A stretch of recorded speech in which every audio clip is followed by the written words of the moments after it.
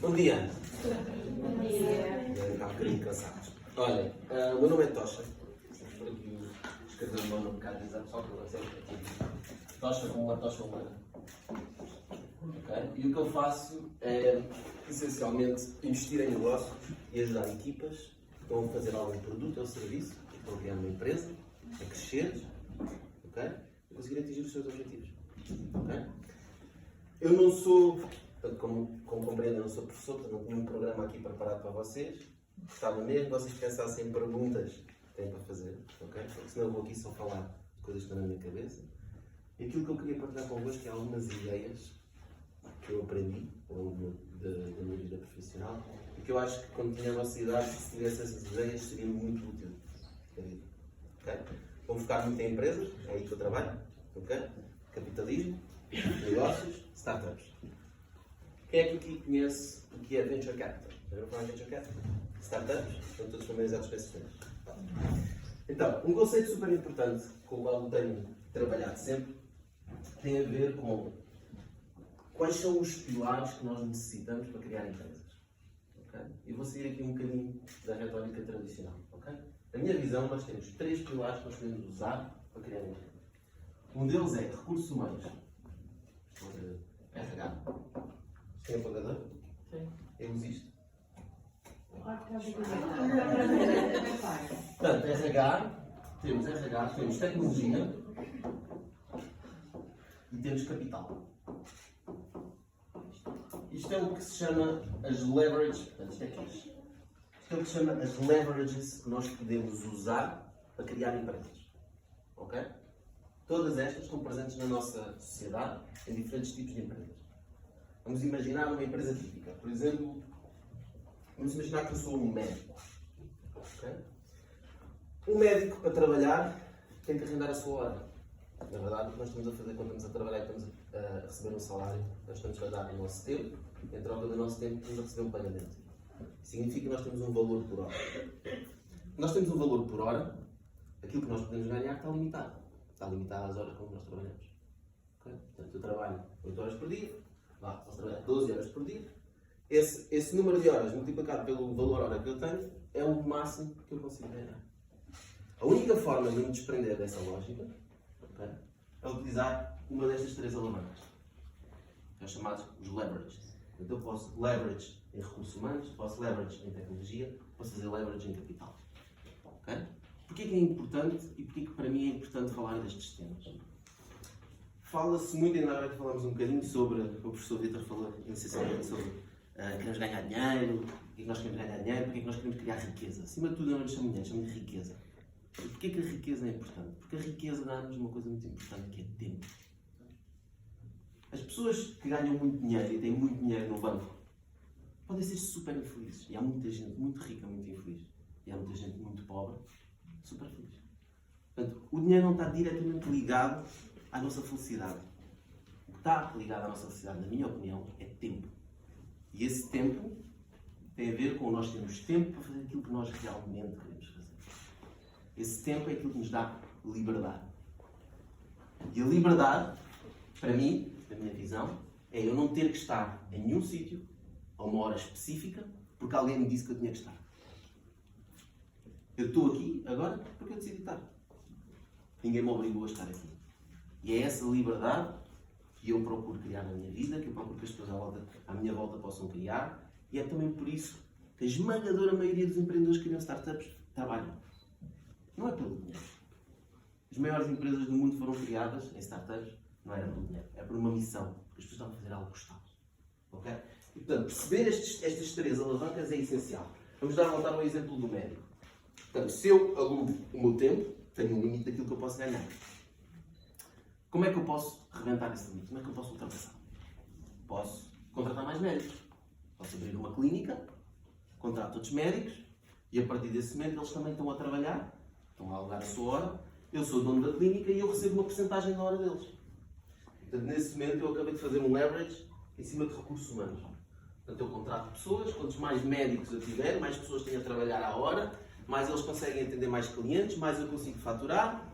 Esses médicos continuam a trabalhar por hora, mas eu agora consegui buscar um bocadinho de cada um desses médicos. Okay?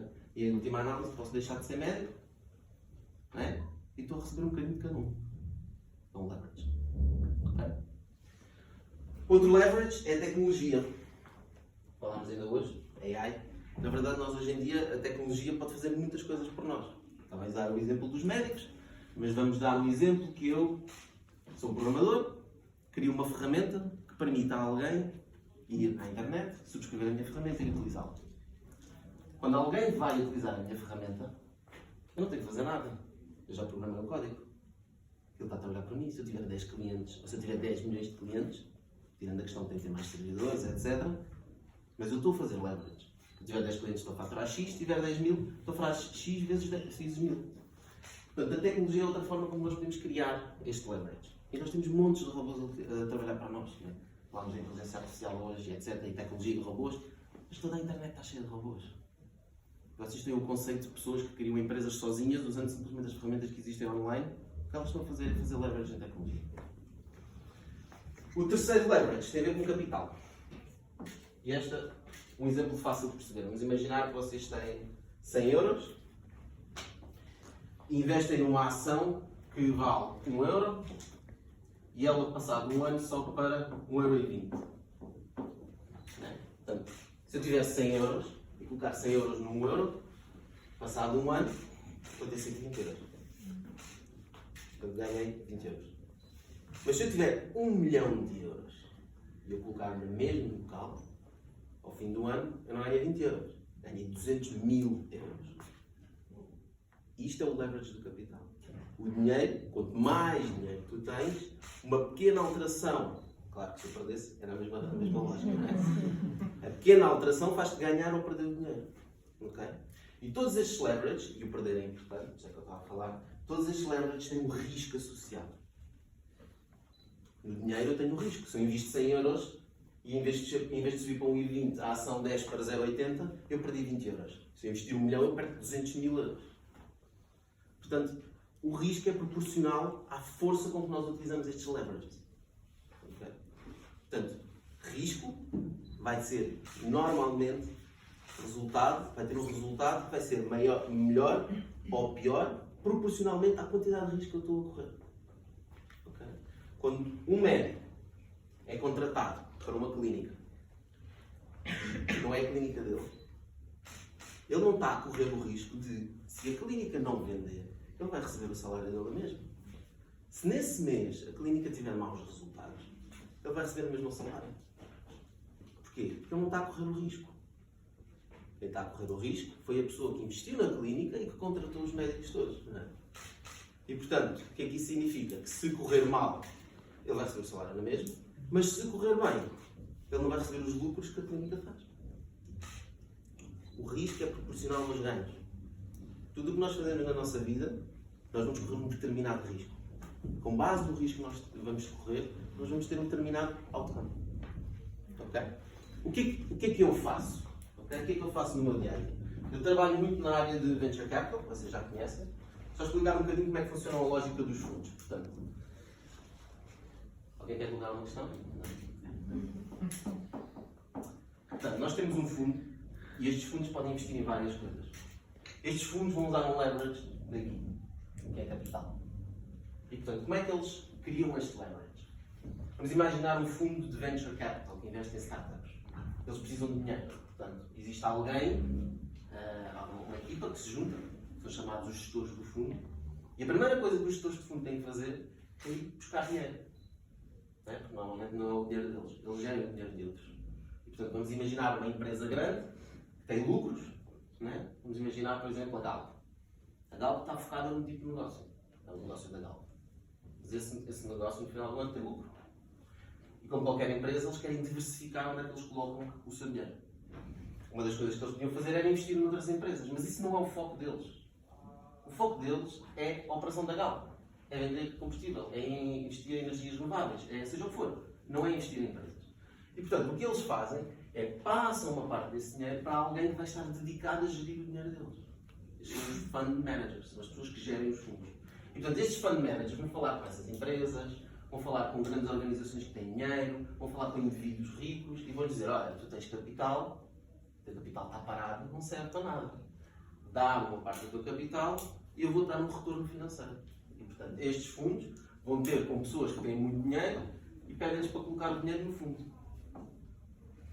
Em troca de eles estarem a gerir o fundo, eles vão cobrar uma comissão. Eles cobram uma porcentagem do dinheiro que entra no fundo e vão agarrar nesse capital, usá-lo como leverage e investir em várias empresas. Não sei se vocês conhecem a lógica de várias empresas. Quando eles investem nas empresas, eles estão a correr um risco. Mas eles também querem ter um retorno.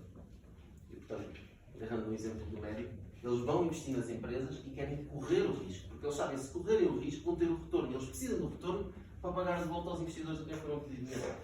Por isso, os fundos investem sempre em equity. Sabem o que é equity? É o capital social da empresa. Não é? Portanto, os fundos procuram ter equity, porque se esta empresa, de repente, deixar de ser uma empresa pequenina e for o próximo Facebook, o dinheiro que ela vai devolver vai chegar para pagar o fundo e o fundo vai poder devolver o dinheiro aos investidores. O fundo recebe uma porcentagem do dinheiro que entrou, mas não é só isso que ele recebe. Para alinhar os incentivos, o grande ganho do fundo está no dinheiro que é devolvido aos investidores. E normalmente, isso é o chamado carry. É um carry, normalmente à volta de 20%. E o que é que significa o carry de 20%? Significa, se entrou aqui 1 milhão de euros, eles investiram esse 1 milhão de euros, e depois esta empresa deu-lhes um retorno, vamos imaginar, de 100 milhões de euros. Ou 101 milhões de euros para simplificar as contas. Estes 101 milhões de euros, o que é que vão fazer? Vão voltar para o fundo fez 101 milhões de euros, espetáculo, grande retorno. A primeira coisa que o fundo vai fazer é devolver 1 milhão de euros aos investidores que colocaram lá dinheiro. E depois os restantes 100 milhões de euros, eles vão tirar 20% para eles e vão dar os restantes 80% aos investidores do fundo. Porquê? Porque se eles tiverem este carry, eles estão a alinhar os incentivos com os investidores deles. Num mundo perfeito, eles nem sequer deviam cobrar esta comissão. Se nós queremos alinhar incentivos, nós nem devíamos cobrar uma comissão para estar a gerir o dinheiro. Eu quero alinhar os incentivos contigo. Tu tens dinheiro. Tu queres que o teu dinheiro tenha retorno. Ótimo, dá-me o dinheiro. Se o dinheiro tiver retorno, eu ganho. Se não tiver, eu não ganho. Estou a correr um risco. Não é? Mas eu não estou a correr o mesmo risco que os investidores. E por isso é que o meu carry é só 20%. Porque eu estou a cobrar uma comissão. Não é? Portanto, estou a cobrar uma comissão.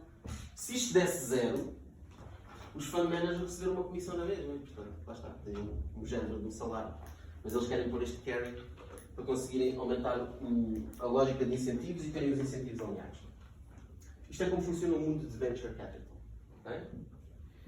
Como é que nós, por exemplo, na Olicipay funcionamos? A Olicipay é a empresa onde eu trabalho. Somos um investidor e nós investimos em startups e investimos em negócios. Vou deixar aqui porque pode ser importante. Portanto, a nossa lógica é: nós precisamos de capital. Nós investimos em empresas, precisamos de capital. Okay? Portanto, o que é que nós fazemos? Nós precisamos de criar um fundo. Mas nós não queremos ir a investidores externos, nós não queremos gerir o dinheiro dos outros. Okay? O que é que nós criamos? Nós começamos por criar uma empresa, que era chamada Olicip, okay? Daí vem o nome Olicipay, e essa empresa era uma empresa que foi crescendo e acabou por dar lucros. Okay? Conseguimos ter lucro com a empresa, espetáculo, temos algum lucro, agora vamos agarrar este lucro e vamos reinvestir noutra coisa. Investimos noutra empresa. E essa empresa também começou a crescer, também começou a dar lucros, nós agarramos outra vez nos lucros e investimos noutra coisa. Investimos noutra coisa. E fomos investindo, e às tantas as pessoas, nós já investimos em Portugal, começou-se a ouvir o mercado: olha, aqueles malucos, eles investem em empresas, se vocês tiverem uma ideia, vão lá falar com eles, podem-vos dar dinheiro, podem-vos ajudar, etc. Então aos poucos nós fomos criando esta comunidade, como nós chamamos, que é uma comunidade que hoje em dia são 50 empresas, e que está dividida em 3 pilares que nós investimos. Primeiro, aquilo que nós chamamos o business, que são os profitable businesses. Portanto, são empresas que geram lucro todos os anos, ou pelo menos nós queremos que elas gerem lucro todos os anos. São as startups, portanto, esta lógica de venture capital. Portanto, nesta coluna nós atuamos quase como um VC, porque a lógica das startups não é ter dividendos no final do ano, a lógica das startups é crescer e ser os maiores, ser o próximo Facebook. Porque é aí que os fundos conseguir retornar o dinheiro. Okay? E portanto nós nesta coluna jogamos o jogo dos fundos. Nós investimos, eles também investem, toda a gente investe, trazem muito capital para a empresa e a empresa quer crescer, a startup. Já lá vou cá. Investimos também em Web3. Portanto, cripto, DeFi, essas coisas, Bitcoin, Ethereum, etc.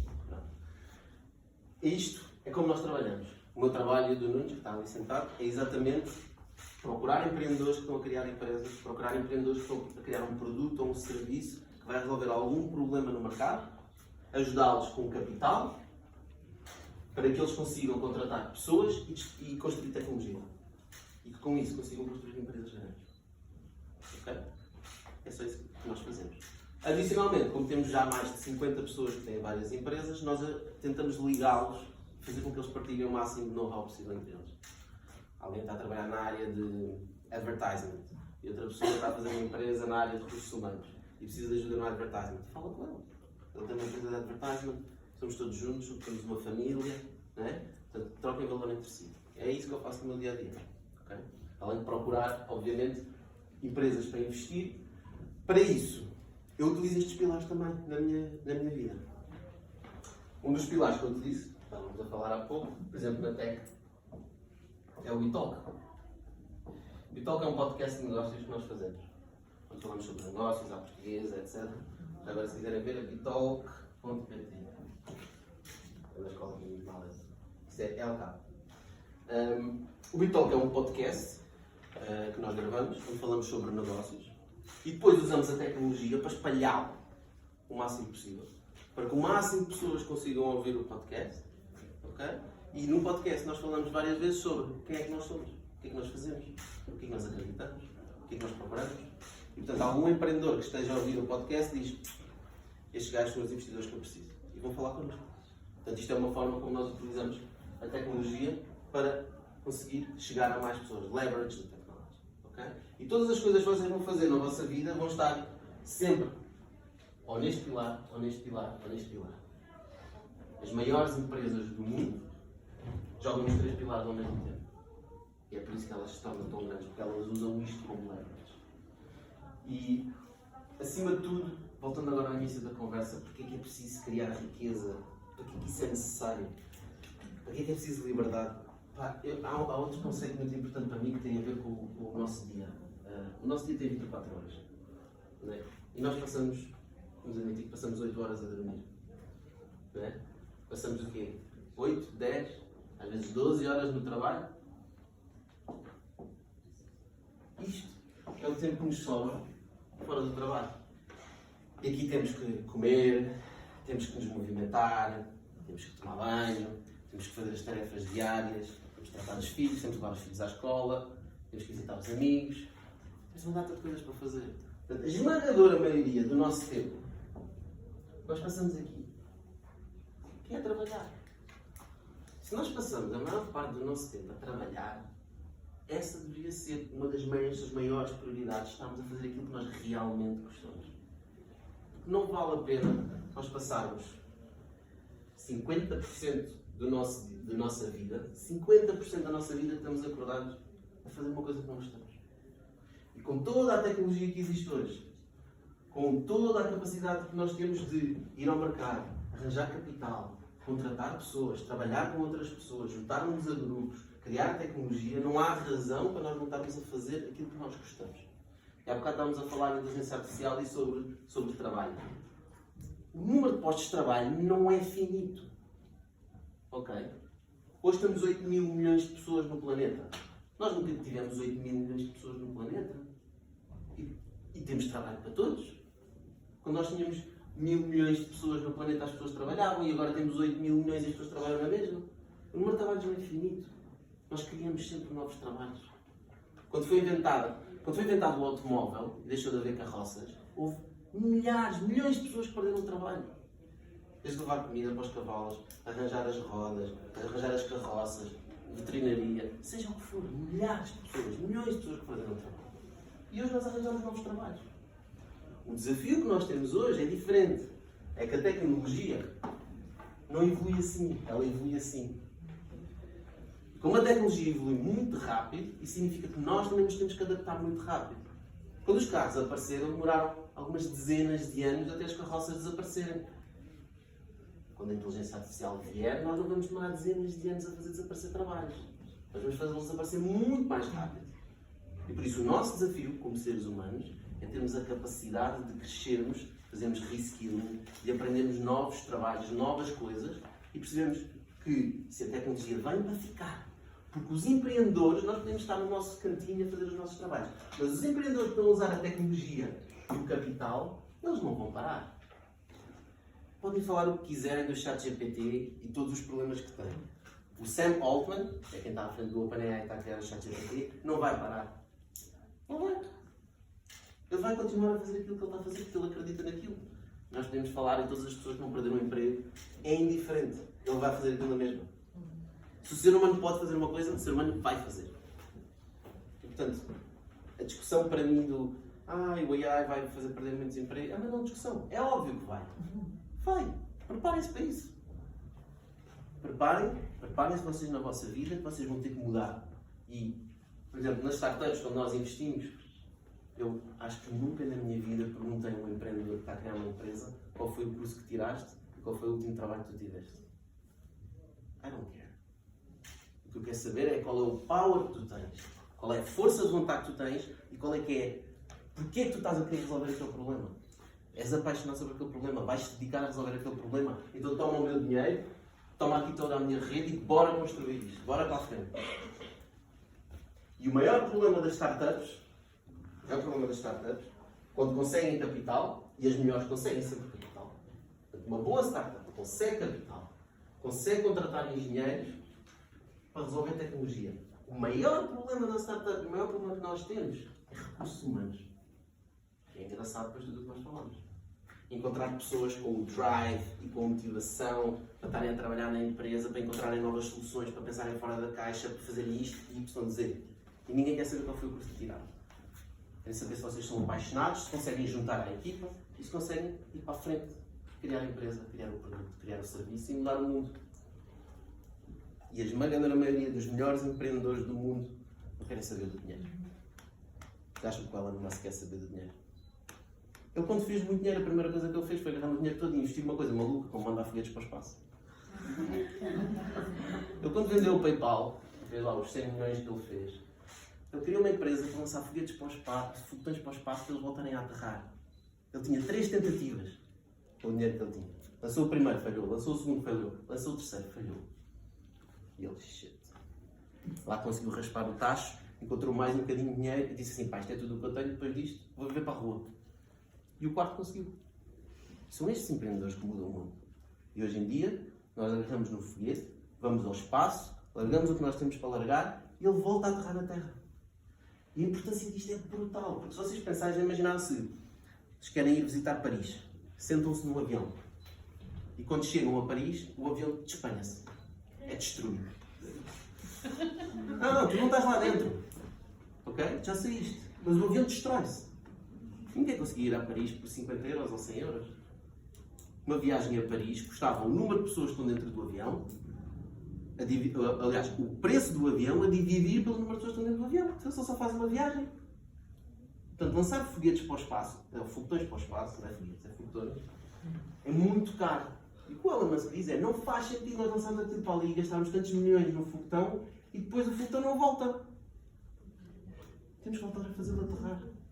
E arriscou tudo a vida dele para fazê-lo. Não foi por dinheiro, novamente. Tem a ver com paixão, com aquilo que vocês querem fazer. E descubram o que é que vocês querem fazer. Falámos de chocolates. Falo muitas vezes isto com a minha filha, que é, como é que tu sabes se tu gostas disto ou não? Há um problema com as crianças que é, come lá isto, não gosto. Não gostas do quê? Nunca provaste. Não é? Tu não sabes, nós não podemos saber se gostamos de uma coisa se nós não a provarmos. O trabalho é igual. Há pouco falaste de marketing digital, não gosto. Como é que sabes? Já fizeste?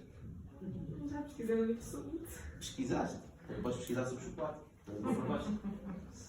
Ou seja, nós temos que estar abertos a experimentar coisas. Okay? E hoje em dia nós temos a possibilidade de experimentar. Existem várias formas de experimentar. Vocês querem entrar no mercado de trabalho? Volto a dizer. Eu tenho dezenas de startups nas quais nós investimos. Conheço outras centenas de startups em Portugal e todas elas precisam disto. Todas. Recursos humanos. Pessoas que queiram fazer coisas. Pessoas apaixonadas, que queiram resolver problemas com eles e que estejam on board. E que não estejam preocupados com este tempo. É o tempo que nós estamos em casa. Percebam que este é o tempo mais importante da vida deles. Porque é aqui que nós dedicamos o nosso tempo, é enquanto nós estamos no trabalho. E portanto, se nós vamos dedicar o nosso tempo aí, procurem empresas que vos apaixonem, procurem trabalhos que vos apaixonem, e vão para lá e deem tudo de vocês. Porque é isso que é a vossa vida. Make sense? Pronto, não sei se querem que eu vá mais a algum tema mais profundo, se querem fazer alguma questão. Epá, acima de tudo, eu acho que é importante, nós não temos medo da tecnologia. A tecnologia é que mudou, é que possibilitou tudo isto. Olha, este quadro espetacular. Eu lembro quando dava aulas, o professor atirava giz. Eram os quadros de giz e etc. E agora, olha. Uau! Portanto, não tenham medo, pessoal. O mercado, as empresas pagam pelo aquilo que elas necessitam. E pagam mais por aquilo que elas necessitam. É a lei da oferta e da procura. E se queres ir para relações internacionais, seja o que for, vai. Se tu fores apaixonada sobre aquele tema, tu vais encontrar oportunidades na tua vida que tu nem imaginavas. Eu tirei um curso de telecomunicações e informática.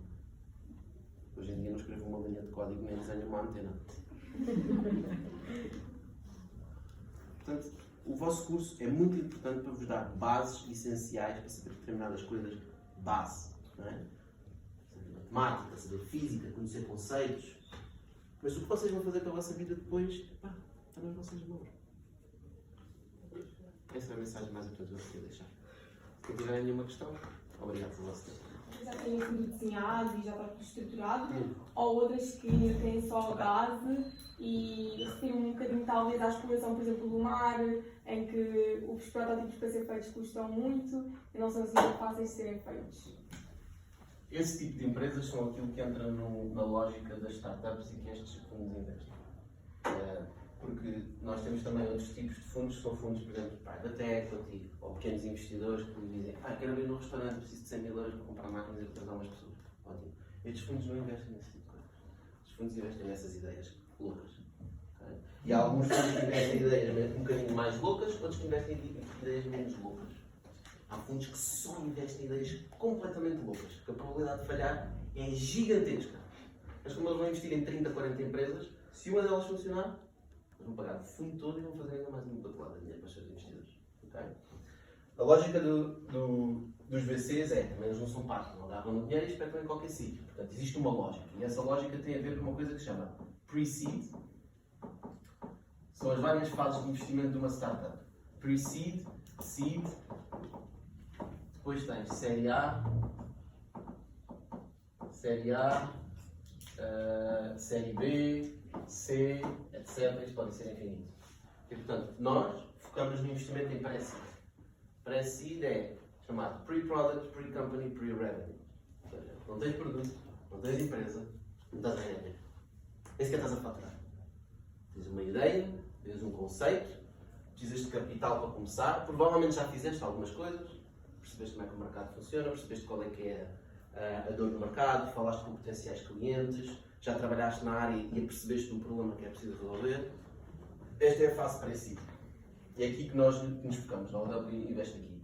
E depois, as nossas empresas, normalmente ficamos, no caso de uma startup, entre 10% e 15% de equity.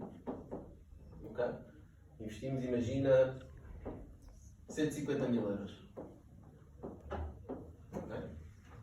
Com estes 150 mil euros, o objetivo da empresa em que nós investimos vai ser provar determinadas coisas que convencem os próximos investidores que investem nesta fase. Okay? E provar isso normalmente é o quê? Para seed. Construís um produto. Portanto, querias construir uma coisa, tens 150 mil euros, vai-se construís um produto. Começaste a ir para o mercado, se calhar já fizeste algumas vendas, portanto já tens alguma tração, estás a ver que as pessoas estão-se a inscrever, ótimo. Então tens capacidade para ir aos próximos investidores, que são investidores seed. E estes investidores normalmente também pedem. As equities andam sempre à volta dos 5, 15%. Não há nenhuma lei definida. Mas estes investidores em Portugal já investem alguma coisa à volta de 500 mil euros. Okay? Normalmente, novamente aqui, mais ou menos 500 mil euros, vais provar mais qualquer coisa que tens que provar. Quando conseguires provar e estes investidores estiverem convencidos, se calhar já te põem entre 1 a 2 milhões de euros. série B já podes ir se calhar a 15, série C 50. A questão é, para passar qualquer uma destas fases, existem coisas que tu tens que provar. Okay? E essencialmente as empresas vão caindo nesta evolução. Chegam, investiram 150 mil euros, precisam de provar determinadas coisas, não conseguem provar, não conseguem convencer os investidores seed, fecham a empresa, porque não têm mais capital, não têm vendas, não têm capital. Né? E portanto, nesse caso que tu estavas a dizer, tens uma ideia, começa por ir a investidores pré-seed, vender a ideia, receber feedback. Eles provavelmente já viram milhares de projetos, podem dar muito feedback, com base nisso, dizer assim, ok, estou pronto a fazer isto, quero fazer este negócio, estes investidores querem fazer negócio comigo, fechamos e a seguir, bora. Usar o capital para construir tecnologia para contratar pessoas. Né? E depois segues. A quantidade de empresas que chegam aqui, obviamente, vai diminuindo, não é? Portanto, isto é literalmente um gráfico assim. E finalmente, qual é que é o santo grau de fazer um IPO? O IPO, que é uma oferta pública, né? Portanto, é ir para a stock market, é chegar e dizer, olha, agora uma porcentagem da minha empresa vou vender para o público em geral, para os retail, para as pessoas, para nós, todos que estamos aqui, podemos ir lá e comprar as ações da empresa. E nessa altura também angariou ainda mais capital para continuar a crescer. Respondi? Sim. Nós investimos em pré-seed na lógica de startups e na lógica de Web3, por exemplo. Mas para negócios, não é assim que a gente investe. Damos um exemplo. Por exemplo, agora, o último investimento que fizemos foi uma fábrica de cogumelos.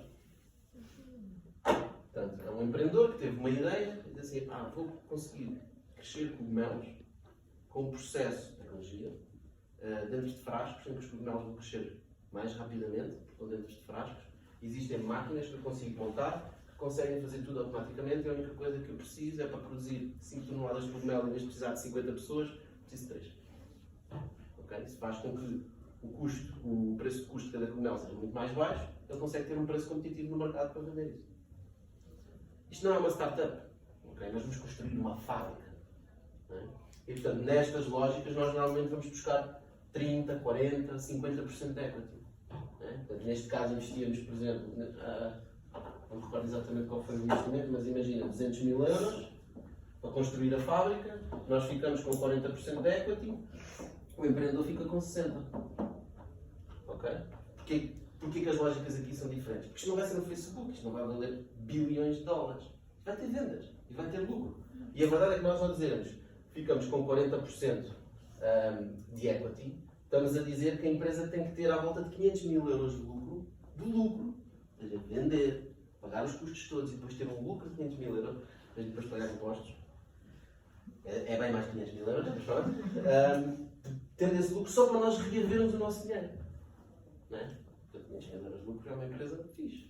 Portanto, vai dar trabalho. E é por isso que nós ficamos com equities maiores. Se nós só tivéssemos 10% da empresa, nós recebemos 50 mil euros dos 500 mil euros de lucro.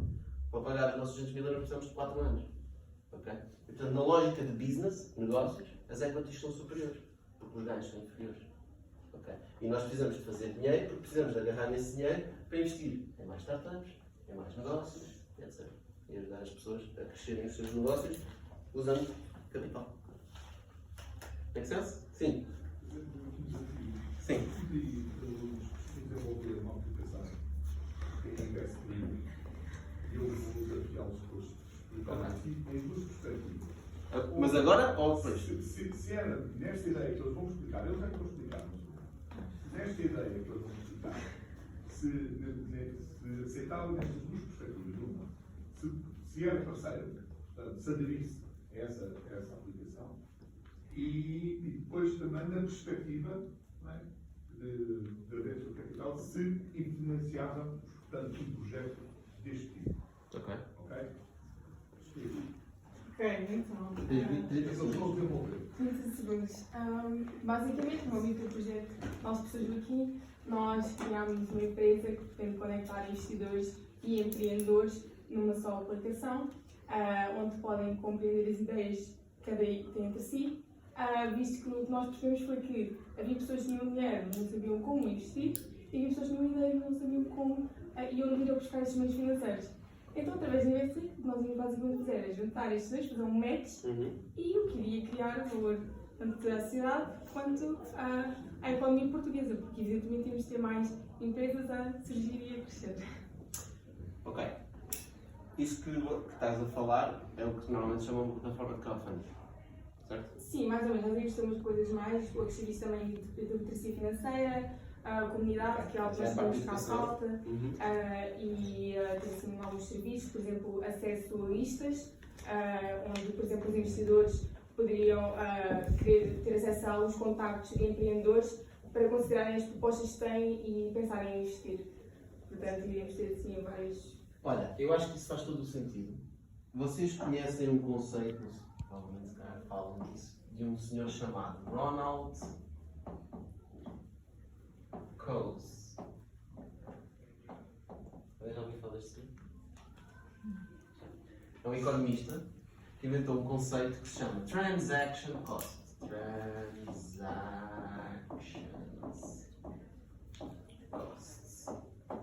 Transaction Cost. Escreveu o paper em 1930 e qualquer coisa. Okay? Transaction Costs não é o custo que nós temos em fazer uma transferência, é todos os custos que estão à volta de nós fazermos uma transferência económica. Okay? Portanto, um exemplo. O custo de comprar uma bicicleta é ir lá, dar 1000 euros e comprar uma bicicleta. Mas esse não é o verdadeiro custo. O verdadeiro custo é procurar qual é a bicicleta que eu quero comprar. Tenho que encontrar numa loja onde se vendem essas bicicletas. Tenho que falar com o vendedor e negociar um preço com ele.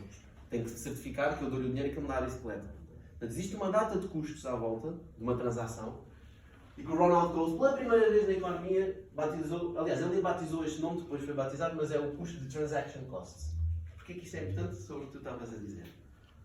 O que nós temos vindo a fazer com a tecnologia é cada vez mais a baixar os transaction costs. Quanto mais nós baixarmos os transaction costs, mais valor económico nós conseguimos criar na sociedade. Okay? E portanto, o gráfico é simples. À medida que a tecnologia evolui, os transaction costs baixam. Quando os transaction costs são mais baixos, mais pessoas conseguem fazer mais coisas e criar mais valor económico. Exemplo, a internet foi uma das maiores coisas que foi baixar transaction costs. Neste momento eu consigo trabalhar com uma pessoa que está na Índia, em Hong Kong, no México. Baixou os meus transaction costs. Consigo enviar dinheiro. Baixou os meus transaction costs. Ou seja, toda a tecnologia que nós vamos evoluindo vai baixando os transaction costs e nós vamos democratizando uma data de coisas.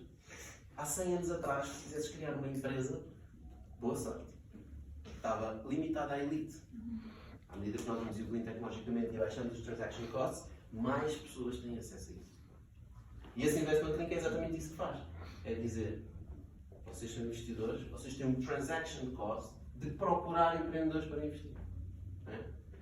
E eu, como empreendedor, tenho um transaction cost de encontrar investidores. Tenho outros transaction costs.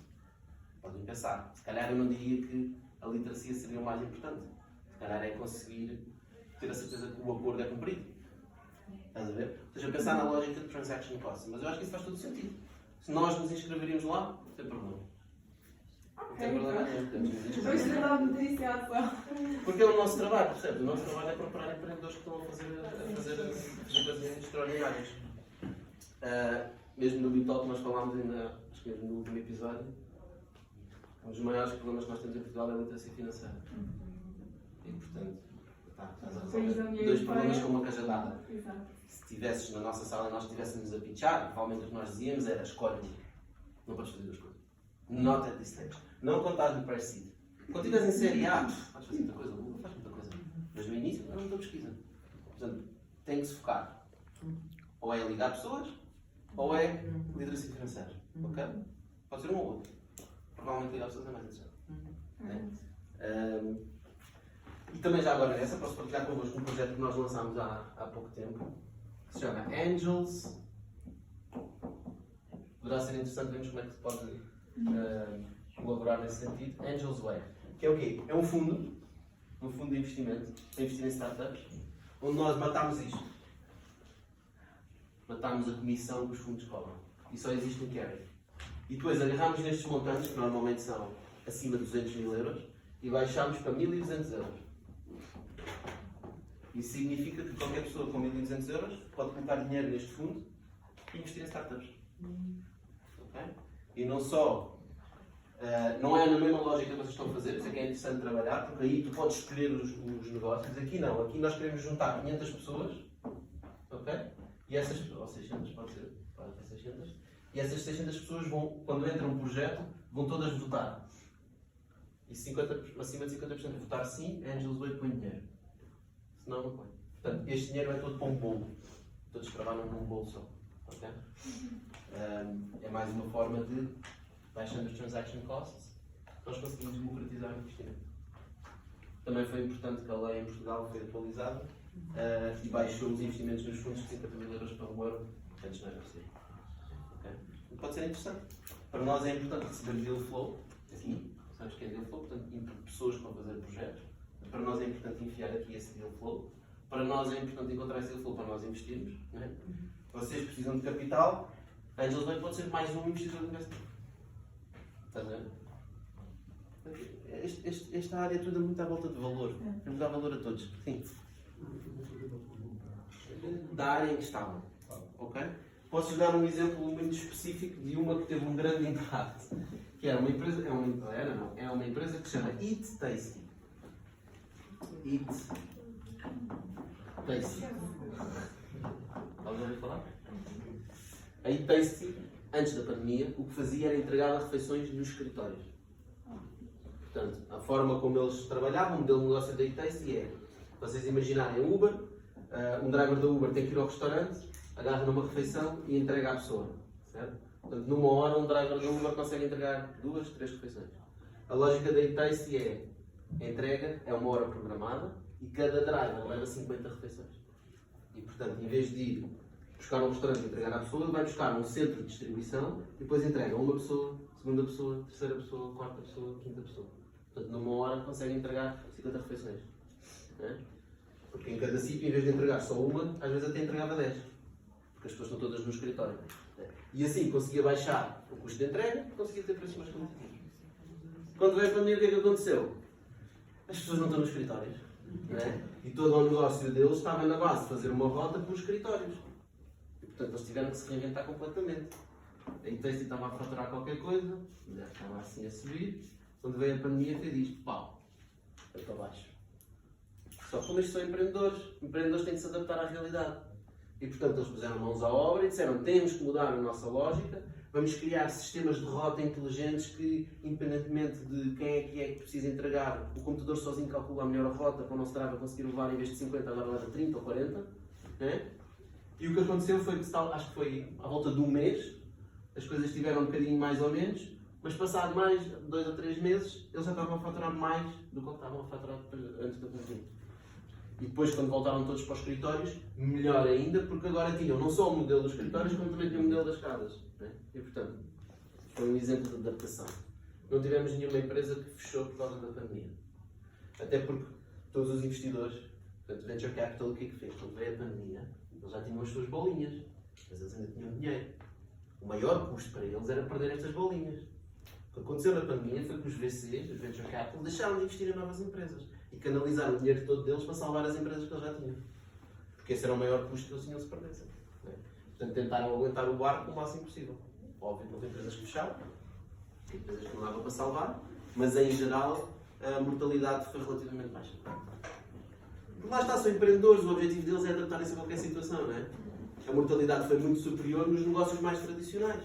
Não é? Portanto, o restaurante, o que é que eu fazer? Entregas, não é? Lá está. As startups fizeram leverage com a tecnologia. Disseram, os restaurantes estão todos à rasca e precisam fazer entregas. Então vou fazer uma tecnologia, não é?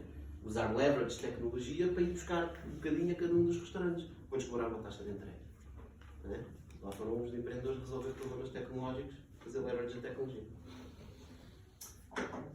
E dizer assim, olha, tu vais criar este negócio. É bué da bom.